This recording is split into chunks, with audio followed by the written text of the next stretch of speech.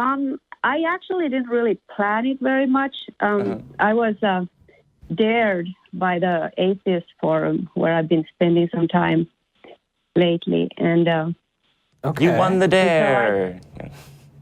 We won't bite. dared. Welcome. Yeah, and I guess what I said when I called in was that, and what I usually say when I speak to the atheists is that I'm not trying to prove anything. Mm-hmm. I believe in God, but I'm more into sharing about my own experiences.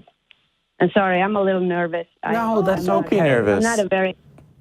I get nervous easily, and I'm not a good speaker, so I'm not very eloquent. So bear with me. Don't but worry, I guess Eric's what I not wanted eloquent either. So Yeah, no, I stutter all the time. What? No, Anyway, I told a joke. I'm sorry. So anyway, so I guess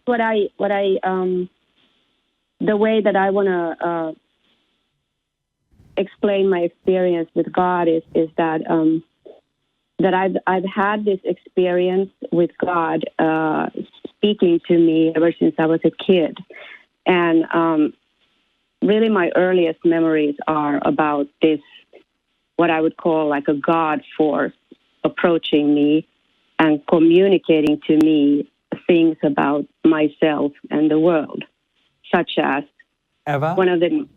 Eva, just to, I'm sorry to interrupt at this point. We do have one other caller we want to get to, and we have 9 minutes left. So if you can try and, give us the Cliff's Notes, we'd love to be able to still respond to it. So you want me to ask a question? Yeah, Is that how it works? Well, either ask a question or you can tell us what you were going to say. Just try and cut it down so that we can still have time to talk about it. We're just trying to be conscious of the time. Okay, I'll do that. Okay, so I'll put this in a nutshell, sorry. Yeah. That's okay. So okay, I was like 3 years old, and I had a dream, and it wasn't only during dreams that God communicated to me, but this was one of them. Sometimes it was through dreams, and in this particular dream, that didn't really feel like a dream. It was more like this heightened awareness. I was flying or floating above a big giant road, and somehow I knew, not verbally, but every cell in my body, that road was everything that was ever created, and that I was part of that road, and everything in that road was truth, and that it was also God.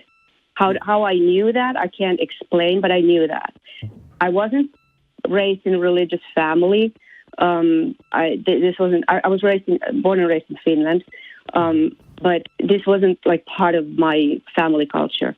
And years later, I read in the Bible where Jesus says that I am the truth and the way and life, the way and life. Yeah.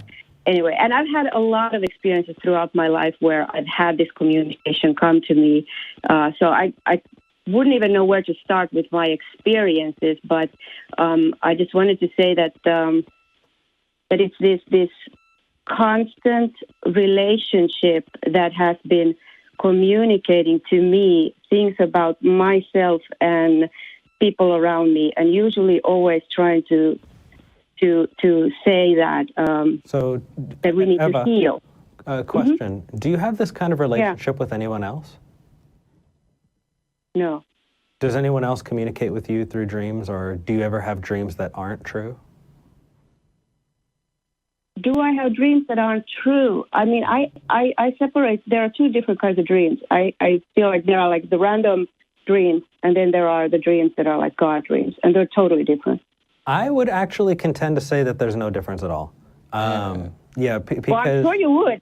Yeah. I know. Because largely, if you have a dream and then you write it down and it comes true and it's the only time that ever happened, and you can start predicting things and tell the future, right? That would be one thing. You can bring it in. We'll take a look at it. That would be awesome.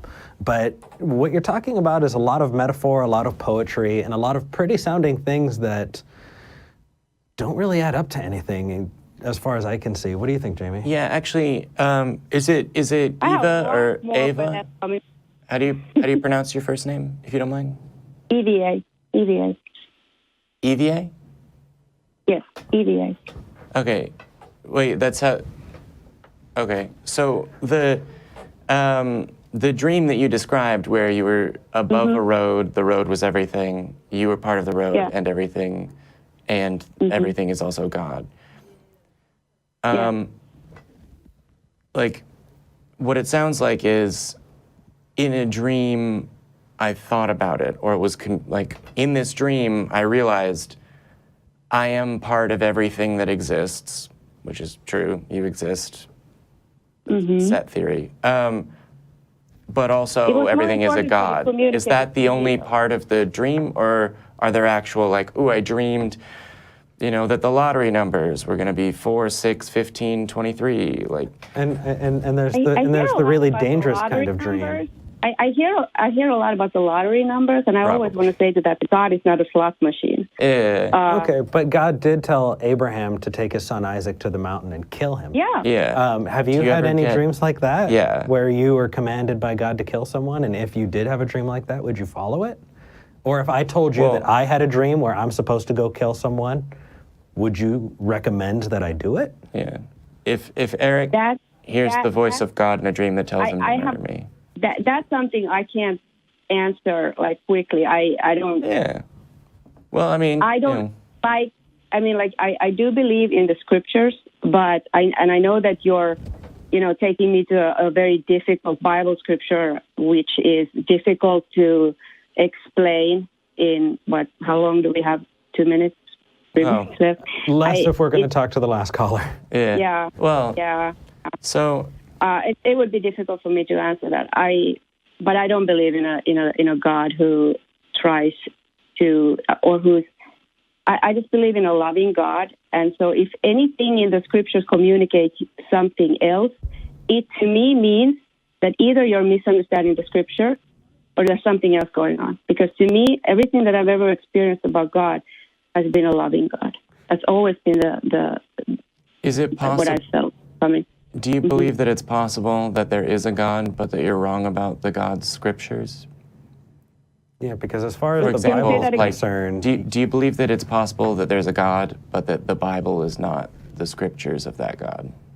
I believe that the Bible is very much a reflection of the people at that time, but that the force that was communicating through them was the God and was the true life source. But the reason why there's so much brutality is, I guess you could say, more of a humanistic, more of a kindness. You can see an evolution. I mean, even when Jesus comes in, you can see that there is a change in how love is communicated, how truth is communicated. If you start off from the book of Genesis, and people are stealing each other's wives and that kind of thing, and wives were considered property. They were among the things men owned. So when you say stealing people's wives, that's more accurate, actually. Sorry. No, I would suggest that... You said you've been hanging out in an atheist forum. Yeah. Would you like to join our atheist forum? Find us on Facebook and all of this. So I think this is the atheist experience is the one that I've been in. Oh, you've been, okay. They're good as well. But they're okay. What's yours? Yeah. What's yours? You're talking to us on Talk Heathen. Yeah. Okay, Talk Heathen. So. So there's a lot of overlap because both shows are productions of the atheist of the ACA. But and then also we're kind of short on time. I wish we'd gotten to your call sooner. Are you willing to call back, communicate with us more directly? Yeah, because this I think was a very good call, and I feel like I want to continue it, but we don't have the time. Okay. All right. Well, you can definitely find us. We're going to go through them really quickly because we don't have too much time.